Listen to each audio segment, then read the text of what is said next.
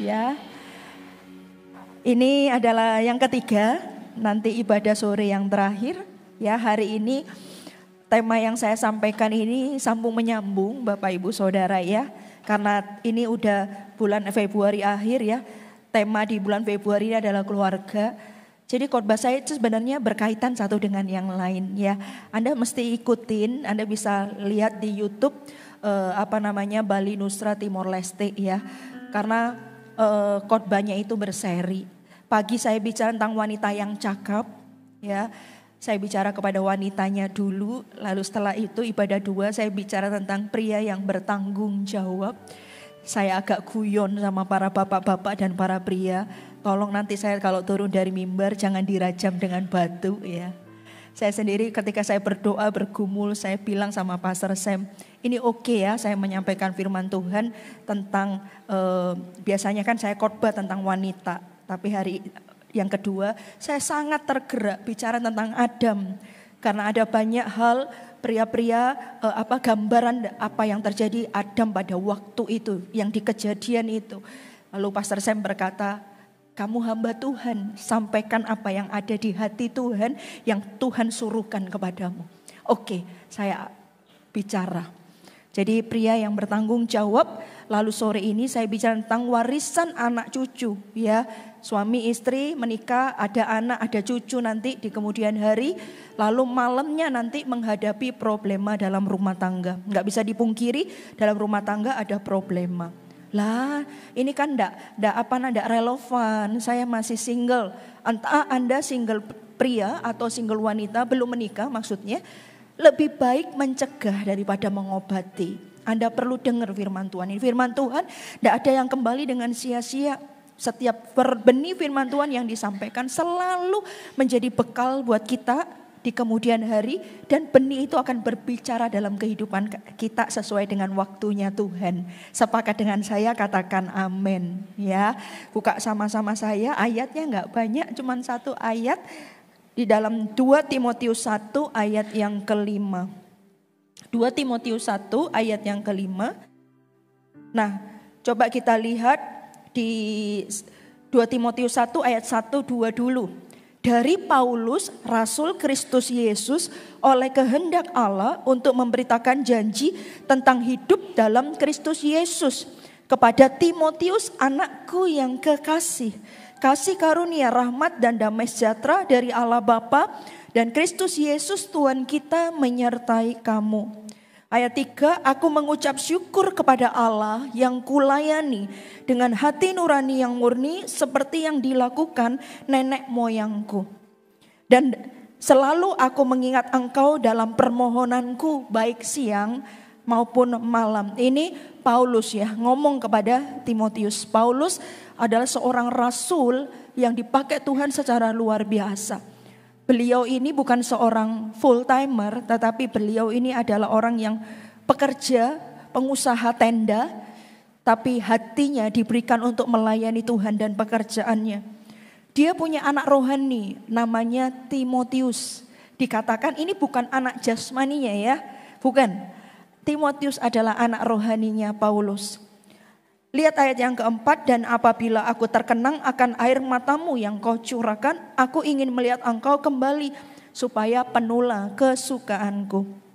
Kita akan belajar satu ayat saja, yaitu di ayat yang ke-5. Sebab aku teringat akan imanmu yang tulus ikhlas. Berarti Timotius punya iman tulus ikhlas. Yaitu iman yang pertama-tama hidup di dalam nenekmu Lois dan di dalam ibumu Eunike, dan yang aku yakin hidup juga di dalam dirimu. Saudara, ternyata dari pembicaraan Paulus ini kepada Timotius baru kita ngerti. Ternyata Timotius punya nenek namanya Lois dan punya mama namanya Eunike. Dan neneknya dan mamanya itu adalah orang-orang yang takut akan Allah. Dikatakan begini, sebab aku teringat akan imanmu yang tulus ikhlas. Timotius punya iman tulus ikhlas.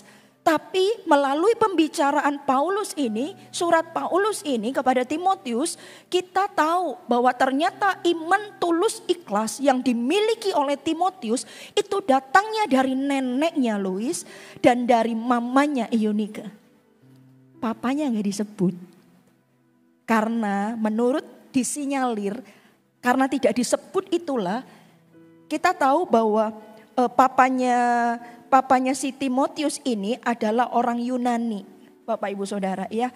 Dan karena tidak disebutkan iman itu sama Paulus, maka disinyalir, ditafsirkan papanya tidak mengenal Tuhan.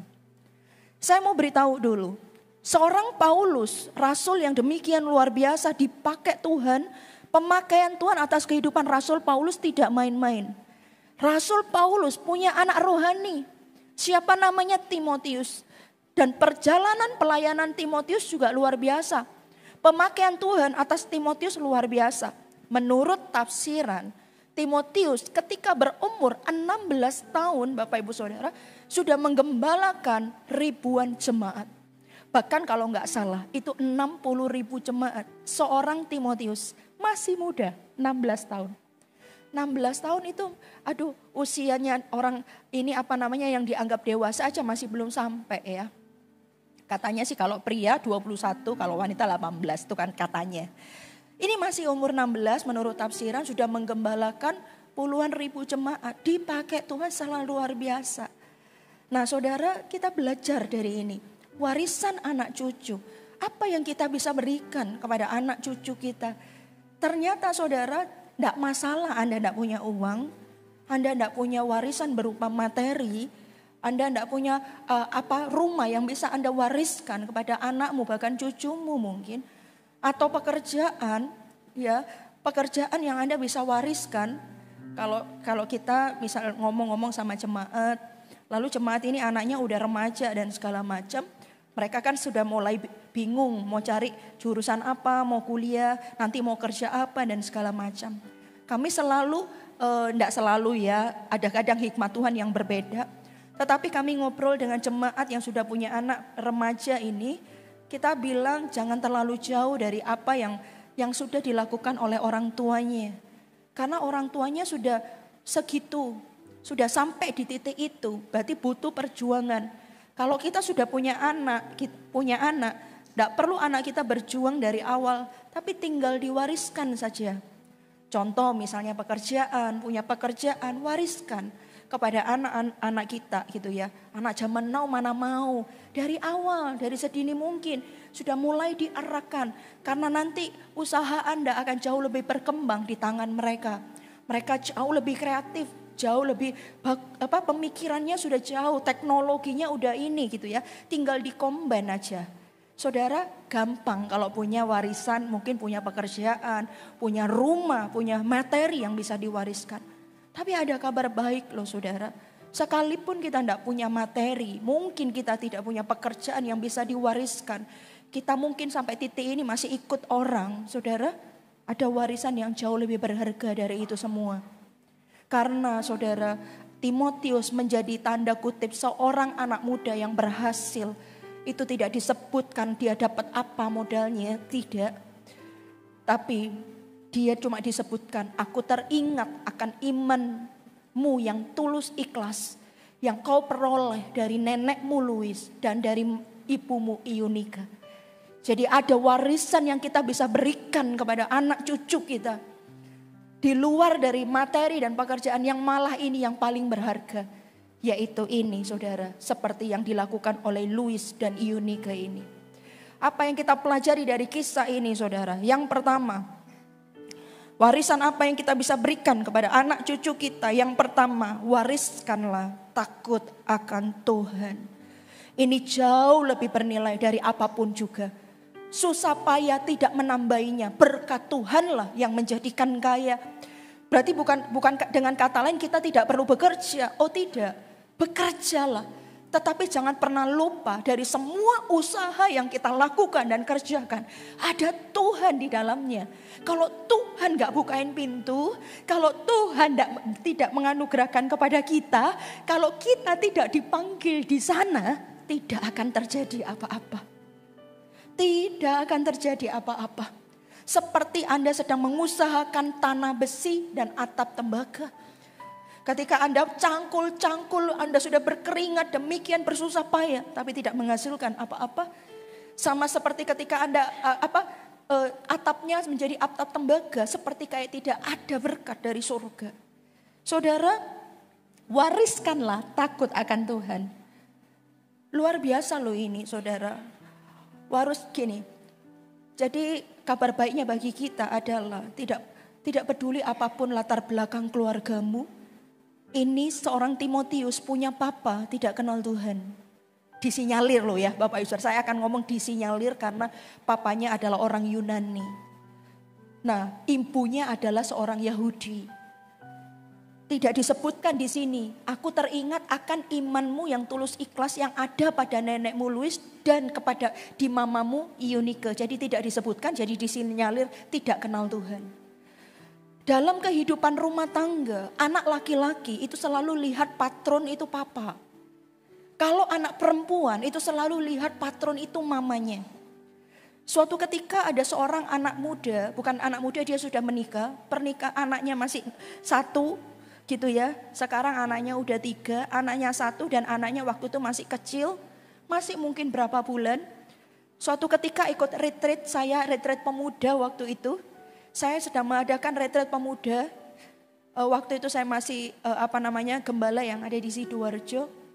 Retreat pemuda saya yang berkhotbah. Dia ada di belakang gitu ya. Suaminya juga pelayanan. Selesai itu semua sudah kembali ke kamarnya masing-masing, tinggal mereka berdua. Suaminya dilawat Tuhan dan ternyata hari itu menjadi titik balik mereka berdua. Apa yang terjadi Bapak Ibu Saudara? Seorang wanita ini bercerita bahwa saya itu tidak pengen kayak mama saya karena kalau biasanya bertengkar mamanya itu selalu pergi dari rumah. Setiap bertengkar selalu pergi dari rumah dan selalu bawa anak-anaknya semuanya itu. Jadi setiap bertengkar baju tuh diberesin, masukin ke koper dan bawa anaknya pergi. Tapi nanti kalau sadar ya pulang-pulang sendiri. Tapi selalu begitu. Selalu begitu. Dan itu buat anaknya menjadi sebuah trauma tersendiri. Anaknya menjadi keras. Lalu dia berkata, nanti aku besar, kalau aku menikah, aku tidak mau menjadi seperti mamaku. Tapi apa yang terjadi? Ketika dia sudah besar dan dia sudah menikah dan dia sudah menjadi istri, dia melakukan hal yang sama seperti apa yang dilakukan oleh mamanya. Sama persis. Di titik itulah dia baru sadar, ternyata aku sama kayak mamaku. Tapi di titik ketika dia sadar bahwa aku mau berubah, lalu dia berjumpa dengan Tuhan, di titik itulah Tuhan mengubahkan dia. Sehingga dia menjadi pribadi yang berbeda. Nah saudara, wariskanlah takut akan Tuhan. Karena di dalam takut akan Tuhan itu ada yang namanya pemulihan yang luar biasa. Tidak peduli, papanya Timotius tidak kenal Tuhan. Tapi lihat, dia bisa menjadi anak muda di usia 16. Potensinya menurut saya di puncak. Dia bisa menggembalakan ribuan jemaat di usia yang masih muda. Memang benar itu karena neneknya, karena mamanya juga karena dia punya mentor seorang Rasul Paulus. Makanya bersyukur ya dalam hidup ini kalau kita punya mentor. Dia pasti akan jadi nih Timotius. Dia menjadi, mungkin dia tidak menemukan figur papanya, tapi dia menemukannya di Paulus. Mungkin. Tapi saya mau berikan kabar baik dari ayat ini dikatakan bahwa sekalipun dia punya papa yang disinyalir tidak mengenal Tuhan. Tapi itu tidak menjadi alasan Timotius ini menjadi anak yang berantakan. Enggak. Dia menjadi anak yang produktif dan potensinya maksimal. Jadi saudara, wariskanlah takut akan Tuhan. Kenapa kok bisa ini? Karena Timotius jumpa sama Tuhan. Sehingga ketika Timotius berjumpa sama Tuhan, dia sekalipun punya patron yang mungkin disinyalir tidak mengenal Tuhan papanya, tapi dia tidak menjadi seperti itu. Dia punya figur yang berbeda sehingga potensinya pun menjadi maksimal. Kabar baik buat Anda, mungkin kalau Anda single parent hari ini, jangan berkecil hati. Apakah anakku, apakah cucuku akan bisa jadi orang? Selama kita punya Tuhan, mereka akan menjadi sesuai maksimal panggilannya di dalam Tuhan. Katakan amin. Karena saudara, mungkin kita tidak bisa wariskan yang terbaik buat dia. Tapi kita bisa wariskan takut akan Tuhan. Wariskan itu. Ketika kita mewariskan takut akan Tuhan kepada anak dan cucu kita, dia akan bertemu dengan Tuhannya sendiri. Ketika dia bertemu dengan Tuhannya sendiri, disitulah semua yang tidak ideal akan Tuhan ubah. Mungkin dia punya keluarga tidak ideal. Mungkin dia dari keluarga broken home. Mungkin dia dari keluarga yang sudah meninggalkan dia. Atau mungkin dia adalah anak yang ditolak mungkin. Ditolak dari semenjak kandungan. Mungkin Anda adalah anak adopsi mungkin. Atau apapun juga. Anda mungkin dibesarkan oleh single parent mungkin. Entah single parent papa atau single parent mama. Gak apa-apa. Asal engkau berjumpa sama Tuhan, takut akan Tuhan itu akan mengubahkan hidupmu. Hidup kita ini akan menjadi maksimal. Potensi Tuhan dalam hidup kita akan tergali. Karena itu saudara, yang paling berharga mewariskan sesuatu kepada anak cucu kita itu adalah takut akan Allah. Katakan amin. Suami istri, yang ini kan disebutkan mama sama neneknya. Ya, makanya judul khotbah saya anak dan cucu. Suami istri, ayo bekerja samalah untuk mewariskan ini kepada anak-anak Anda. Bekerja samalah untuk mewariskan takut akan Tuhan. Lebih dari materi. Jadi kalau hari ini Anda bekerja demikian rupa, lalu Anda punya bayangan, biar ini nanti pekerjaan ini buat anakku di kemudian hari. Itu betul-betul, itu bagus-bagus. Tapi sembari Anda menyiapkan itu, effort Anda menyiapkan itu, pasti Anda menyiapkan yang terbaik. Anda jangan lupa siapkan juga warisan rohaninya, yaitu takut akan Tuhan. Karena kalau Anda cuma menyiapkan warisan jasmani, ketika kita tidak membawa anak kita takut akan Tuhan, semua yang Anda kerjakan hari ini akan habis di tangannya. Akan habis di tangan anak dan cucu kita. No, kita akan wariskan kepada mereka takut akan Tuhan. Katakan amin. Yang kedua Bapak Ibu Saudara, warisan apa yang akan kita berikan kepada anak cucu kita? Yang kedua itu adalah pengaruh yang benar. Aku teringat akan imanmu yang tulus ikhlas, yaitu iman yang pertama-tama hidup di dalam nenekmu Louis dan di dalam ibumu Ionika. Luar biasa loh ini. Neneknya ini sudah bisa mewariskan iman kepercayaannya ini kepada mamanya, dan mamanya juga bisa mewariskan itu kepada Timotius, sekalipun di tengah-tengah punya suami seorang Yunani. Dia bisa mewariskan itu, dia bisa punya pengaruh yang benar. Yang kedua, warisan apa yang kita berikan kepada anak kita, yaitu pengaruh yang benar, saudara. Pengaruh yang benar. Yang pertama adalah warisan itu takut akan Tuhan. Yang kedua itu adalah pengaruh yang benar. Saudara, Anda perlu dengarkan yang wanita dan yang pria. Tapi setiap kita ini punya pengaruhnya masing-masing. Yang seperti saya katakan, kalau anak perempuan lihatnya kepada mama, kalau anak laki-laki itu lihatnya kepada papanya gitu. Jadi kita ini punya pengaruh, saudara. Kita dipanggil untuk mempengaruhi anak-anak kita, tanda kutip gitu ya. Pengaruh apa yang kita berikan kepada mereka? Pengaruh apa? Apakah pengaruh yang tidak benar? Tentulah kita mau pengaruh yang benar. Pengaruh iman yang tulus ikhlas. Menurut saya tidak mudah loh menjadi Ionika ini. Di tengah-tengah suaminya yang Yunani, tidak mudah. Saya pernah ada cerita bagaimana seorang mama ini membawa anaknya untuk mendekat kepada Tuhan. Di tengah-tengah dia pun mengalami pertentangan dari suaminya untuk mendekat kepada Tuhan. Ngalami pertentangan pribadinya aja ini sulit. Setiap mamanya ke gereja itu dimarahi. Tidak cuman gitu, kadang dipukuli, dimaki-maki, perkataannya sangat kasar kepada istrinya, terutama kalau istrinya mencari Tuhan. Ini kisah nyata.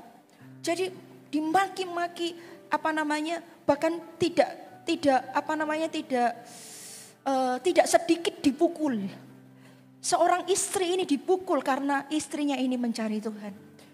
Tapi karena cintanya wanita ini kepada Tuhan, dia tetap mencari Tuhan. Mungkin dengan segala caranya dia bagaimana. Dan luar biasa loh. Dia bisa bawa anak-anaknya itu mencari Tuhan juga. Sekalipun anak-anaknya mengalami hal yang sama. Apa? Suatu ketika ketemu ke gereja, apa yang terjadi? Dipukulin juga anaknya. Lalu tidak cukup gitu, ketahuan baca Alkitab di rumah, Alkitabnya disobek-sobek, dibuat, diinjak-injak. Tapi anaknya tetap mencari Tuhan. Dan bahkan anaknya dipakai oleh Tuhan hari ini. Hidupnya dipakai luar biasa sama Tuhan. Saudara, pengaruh. Seorang mama punya pengaruh yang luar biasa. Mama ini pengaruhnya luar biasa. Coba lihat kadang seorang istri ketika, coba kita lihat dulu ayatnya. Di Ayub 2 ayat 9. Ayub 2 ayat 9. Maka berkatalah istrinya kepadanya. Ini istrinya Ayub. Kita tahu Ayub ya. Ayub itu mengalami banyak hal. Ya, sakitlah dia, hartanya juga pokoknya udah deh habis-habisan. Anaknya mati dan segala macam. Maka berkatalah istrinya kepadanya, dia juga sakit itu sampai kalau ini tuh garuk-garuk pakai beling gitu ya. Masih bertekunkah engkau dalam kesalehanmu, kutukilah Allahmu dan matilah. Istrinya Ayub sampai berkata kepada Ayub, mungkin ya enggak bisa memahami apa yang terjadi sama istrinya Ayub. Jadi istrinya Ayub kan juga enggak gampang. Semuanya habis, harta benda habis, lalu anaknya juga semuanya meninggal. Lalu lihat suaminya sakit kayak gitu. Sampai kalau kesakitan sampai ini, aduh digaruk-garuk semikian pakai beling gitu ya. Aduh udah enggak tahan dia juga. Istrinya Ayub ini lihat itu udah enggak tahan dia. Sampai dia berkata kepada Ayub, sudahlah, masihkah engkau hidup saleh? Kutukilah kutukilah alam dan matilah. Untung itu tapi Ayub tidak. Dia masakan aku mau yang baik saja dari Tuhan, tidak mau yang buruk. Ayub tetap mempertahankan imannya kepada Tuhan. Saudara, dalam hidup ini kita ini punya pengaruh. Mama sebagai istri dan mama punya pengaruh besar juga. Sebagai opa oma juga pengaruhnya besar, saudara. Sebagai suami, sebagai papa juga punya pengaruh besar. Apa sih pengaruh papa? Saya sampaikan tadi di ibadah kedua, seorang pria itu fungsinya banyak. Membawa istri dan anak-anaknya takut akan Tuhan. Itu peranannya seorang pria. Pengaruhnya begitu. Pria itu bahasa sederhananya memberikan border di dalam keluarga. Memberikan border. Oke. Kamu masih kecil ya. Papa kasih peraturan. Kalau di meja makan atau kalau malam kamu no gadget. Ya, papa yang memberikan pengaruh bordernya. Ketetapannya itu kayaknya papa yang memberikan. Nanti mama yang menjalankan. Mama yang menjalankan. Jangan lupa loh. Papa sudah bilang di meja makan enggak boleh handphonean. Ayo taruh handphonemu. Mama. Tapi papa udah buat bordernya. Papa udah memberikan didikannya. Makanya seorang papa tidak banyak bicara. Tapi sekali bicara semuanya bisa diam. Tapi mama banyak ngomong. Tapi ya begitu, karena memang mama itu mengajar. Papa mendidik, mama mengajar. Kita punya pengaruh masing-masing. Berikan pengaruh yang benar, saudara. Berikan pengaruh yang benar, itu. Pengaruh yang benar. Kasih tahu papa enggak ada. Loh papanya ada. Mama juga enggak ada. Loh mamanya ada. Pengaruh apa? Warisan apa yang kita berikan kepada anak kita? Pengaruh yang benar. Kagum dengan Louis dan Yunik ini. Louis neneknya bisa memberikan pengaruh kepada anaknya. Dan ternyata itu juga bisa dipengaruhkan kepada cucunya. Yaitu Timotius. Sehingga Timotius menjadi pribadi anak muda yang dipakai Tuhan secara luar biasa. Bagaimana dengan kita? Pengaruh apa yang kita berikan buat keluarga kita, buat anak kita, buat cucu kita. Berikan pengaruh yang baik. Jangan kamu memang enggak bisa kok kamu ini ya. Sudah papa udah lihat dari semenjak kamu kecil ini kamu enggak bisa. No, tapi support, pengaruh. Itu sangat apakah kita bisa tambah maju ataukah kita bisa tambah turun. Itu berdasarkan pengaruh yang terjadi dalam kehidupan kita. Pengaruh apa yang kita berikan kepada anak-anak kita. Saudara, anak itu adalah titipan dari Tuhan. Tuhan menitipkan kepada kita cucu, Tuhan menitipkan kepada kita supaya apa? Supaya kehendak Tuhan atas anak itu terjadi secara sempurna melalui orang tuanya. Melalui orang tuanya. Jadi peranan orang tua sangat penting, saudara. Anak ini jadi apa itu sangat penting peranan orang tua. Lihat waktu itu Yesus raja di atas segala raja, itu dikandung dari seorang Maria, wanita biasa, wanita yang sederhana. Dikandung oleh Roh Kudus. Melalui Yusuf dan Maria, Yesus ini bertumbuh besar. Melalui orang tua jasmani yaitu Yusuf dan Maria. Tuh Allah Bapa menitipkan Yesus kepada mereka. Supaya apa? Kehendak Bapa terjadi secara sempurna melalui orang tua Yusuf dan Maria ini. Jadi anak itu titipan Tuhan, jangan pernah lupa saudara. Cucu itu titipan Tuhan. Kita harus bawa pengaruh ini kepada tentu kepada takut akan Tuhan. Pengaruh yang benar kepada anak-anak kita. Katakan amin. Katakan amin. Karena bagaimana kalau pengaruh kita buruk, maka anak kita tidak bisa terjadi sesuai dengan panggilan Tuhan dalam kehidupannya. Yang ketiga, Bapak Ibu Saudara, coba kita lihat lagi. Yang ketiga,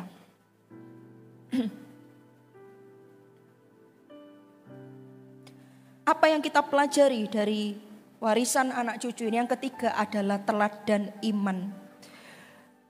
Iman yang pertama-tama hidup di dalam nenek moyang. Teladan iman. Warisan apa yang kita bisa persembahkan kepada anak cucu kita? Teladan iman. Teladan iman itu seperti ini loh Bapak Ibu Saudara. Bagaimana Anda merespon dalam hidup ini? Apakah Anda memberikan teladan iman kepada anak-anakmu? Iman timbul dari pendengaran akan firman Tuhan. Saudara, apakah ketika kita menjalani hidup, apakah kita ini contoh misalnya ketika kita sakit, ketika kita menghadapi masalah, anak-anak kita itu jauh lebih, mereka itu belajarnya itu dengan melihat, itu jauh lebih cepat daripada mendengar. Jadi kadang kalau kita ngomong ya, kamu mesti takut Tuhan, kamu percaya sama Tuhan ya, Tuhan itu baik segala macam. Mereka tidak bisa percaya, mereka tidak bisa lihat, kecuali mereka melihat apa yang terjadi di depan mata mereka melalui orang tua mereka. Ketika dikatakan Tuhan itu baik, teladan iman apa yang kita berikan kepada anak-anak kita. Bagaimana ketika kita perjalanan kita, iman kita sama Tuhan, itu kita harus teladankan kepada anak-anak kita. Bagaimana mungkin ketika Anda sakit lalu Anda disembuhkan oleh Tuhan, ceritakan itu kepada mereka. Ceritakan itu kepada mereka turun-temurun. Bagaimana Anda ditolong oleh Tuhan. Bagaimana Tuhan itu bekerja. Kasihnya Tuhan itu seperti apa. Kuasanya Tuhan itu seperti apa. Ceritakan kepada mereka. Supaya ketika teladan iman itu mereka lihat dalam kehidupan sehari-hari. Melalui kehidupan papa mamanya. Maka ketika mereka menjalani hidup ini, mereka akan ingat itu. Mereka akan ingat papa dulu ngalami ini, mama dulu ngalami ini, papa pernah cerita seperti ini, mama pernah cerita seperti ini. Mereka akan melakukan teladan iman sama seperti apa yang Anda lakukan. Saudara, saya sering cerita kepada anak saya bagaimana Tuhan itu menyembuhkan saya.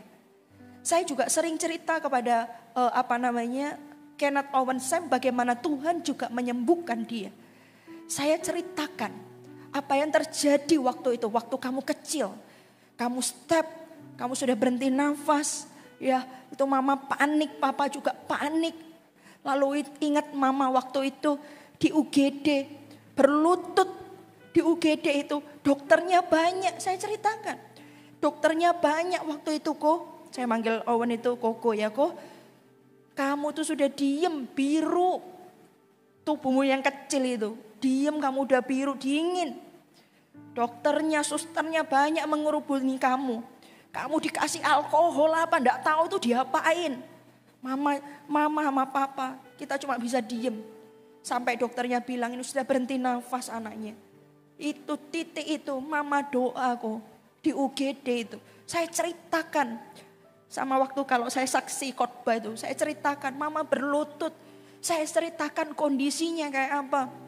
Mama berlutut itu. Mama lihat di langit-langit lewat jendela UGD. Lalu mama doa sama Tuhan situ kok.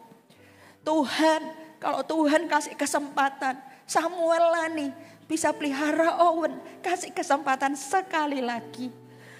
Buat Owen ini hidup ya Tuhan. Buat Owen ini hidup. Aku minta Tuhan. Tapi kalaupun Engkau tidak memberikan kesempatan kepada hamba-Mu ini Samuel dan Lani. Hamba-Mu ini tetap melayani-Mu Tuhan. Tetap mengasihi-Mu. Tidak berkurang sedikit pun. Mama nangis kok berdoa gitu loh sama Tuhan. Tidak berapa lama selesai mama doa. Kamu nangis. Kamu hidup. Hari ini kamu udah sampai gini. Kamu sehat. Itu karena Tuhan. Karena Tuhan. Teladan iman itu saya berikan kepada anak-anak kami. Lalu saudara, apa yang terjadi kalau saya sakit? Dia selalu bilang, mama doa. Koko doain mama ya, gitu. Karena saya ceritakan itu. Saya ceritakan kepada dia. Ko, kamu tahu enggak kenapa namamu Kenneth Owen Sam? Itu artinya pahlawan yang gagah perkasa. Artinya apa? Ko, kamu tahu kan hidupmu ini dikasih sama Tuhan. Tuhan itu ngasih kamu itu umur itu. Tuhan tuh sayang sama kamu. Kamu pahlawan yang gagah perkasa. Nggak ada yang nggak bisa. Kamu pasti bisa kok. Saya ingat waktu itu pelajarannya. Dia kesulitan dalam pelajaran. Dia udah merasa give up. Kayak ngalami gimana nilainya gak baik. Nilainya jelek gitu. Lalu saya ngomong itu. Saya ingat waktu itu masih segini dia. Saya berlutut gini. Sambil agak berdiri gitu saya pegang dia. Koko tahu Koko namanya siapa? Kamu namamu siapa kok? Owen, nama lengkapmu siapa? Kenneth Owen Sam. Kamu tahu artinya apa? Kamu pahlawan yang gagah perkasa. Kamu hidupmu karena kasih karunia. Tuhan yang memampukanmu kok. Kamu pasti bisa. Dan sungguh saudara, nilainya Tuhan mulai upgrade. Dia lihat itu. Itu karena Tuhan. Itu karena Tuhan. Teladan iman ini berikan kepada anak-anak kita. Mereka itu jauh lebih bisa belajar ketika mereka melihat. Ketika kesusahan datang dalam hidupmu. Apa yang kau lakukan Bapak Ibu Saudara? Karena itu yang mereka lihat. Mereka kalau cuma mendengar, ayo ya koko takut akan Tuhan. Ayo ya meme sungguh-sungguh sama Tuhan. Ayo kamu ya cari Tuhan. Kalau cuma perkataan tidak akan berbicara apa-apa. Tapi kalau mereka melihat kesaksian hidup, yaitu teladan iman orang tuanya. Mereka akan melihat dan mereka akan bukan cuma melihat. Papa mamaku ini adalah saksi. Aku punya Tuhan yang hebat, Tuhan yang dahsyat, Tuhan yang ajaib. Kasih kemuliaan yang paling meriah buat Allah kita. Teladan iman. Karena itu setiap orang tua, kalau hari ini engkau belum jadi orang tua, kejarlah Tuhan demikian rupa. Bangunlah iman di dalam dia. Bangunlah imanmu sungguh-sungguh. Iman timbul dari pendengaran. Pendengaran akan firman Tuhan. Banyak baca Alkitab. Banyak baca firman saudara. Supaya apa? Supaya di dunia ini suaranya banyak. Dunia ini suaranya itu banyak. Bising banget. Lebih bising di dalam pikiran kita. Betul enggak? Dunia bising tapi lebih bising di pikiran kita. Coba kita sampai enggak tahu bedain ini suara siapa yang bicara. Tapi kalau kita iman timbul dari pendengaran. Pendengaran akan firman Tuhan. Kita bisa tahu ini suara siapa. Ini perkataan siapa. Ini perkataan Tuhan. Dan kita bisa ketika iman timbul dari pendengaran. Pendengaran akan firman Tuhan. Kita rajin baca Alkitab. Kita dekat sama Tuhan. Kita menghadapi hidup ini dengan teladan iman. Kita akan tunjukkan itu kepada anak kita. Bagaimana kita ketika tahu nih papa mamanya lagi punya masalah. Kalau malam dengar papanya lagi doa. Doa sampai nangis-nangis. Dengar mamanya saat teduh. Oh saudara, itu akan membuat anak kita tak akan pernah menjadi sama menurut saya. Mereka akan melihat ada teladan iman dalam rumah tangga. Itu akan sekalipun mungkin kayaknya apakah akan terjadi sesuatu, saya percaya akan terjadi sesuatu. Akan terjadi sesuatu, teladan iman. Itu yang kita wariskan kepada mereka. Katakan amin. Makanya bagaimana kita menghadapi hidup ini, apakah kita punya iman atau enggak. Ternyata ketika kita menghadapinya, dengan iman dan percaya kepada Tuhan, itu pun kita bisa wariskan kepada anak kita. Katakan amin. Selanjutnya, Bapak Ibu Saudara, yang terakhir itu adalah iman yang tulus ikhlas. Saya bilang iman yang tulus ikhlas atau hati yang tulus ikhlas. Dikatakan, sebab aku teringat akan imanmu yang tulus ikhlas. Hati yang tulus ikhlas. Tidak ada kepura-puraan, hatinya tulus, imannya tulus. Imannya itu tulus ikhlas. Apa yang ada di hatinya, apa yang keluar di hidupnya itu sama. Tidak ada kepura-puraan, tulus. Cerdik seperti ular, tulus seperti merpati. Kita tidak cukup cerdik, tapi kita harus tulus. Tulus, hatinya ini loh murni saudara. Hati yang demikian, yang kita ikut Tuhan gak ada motivasi lain. Ikut Tuhan motivasinya bukan berkat. Ikut Tuhan motivasinya bukan aku dapat apa. Enggak, tapi tulus, ikhlas mengikut Tuhan. Yang kayak gitu kita harus wariskan kepada anak kita. Sehingga apa? Sehingga ketika anak kita besar, bukan hanya datang kepada Tuhan karena dia ada masalah. Enggak. Tapi dia akan mencari Tuhan, dia akan mengikut Tuhan. Mau ada masalah, mau tidak ada masalah. Mau masa enak, mau masa tidak enak. Dia akan tetap mengiring Yesus. Kenapa? Karena dia punya iman yang tulus ikhlas di hadapan Tuhan. Tidak dengan motivasi yang lain. Tidak ada embel apa-apa. Cuman mencari Tuhan saja. Hati yang kayak gitu kita bisa wariskan kepada anak cucu kita. Mengikut Tuhan itu bukan karena tangannya akan dapat apa.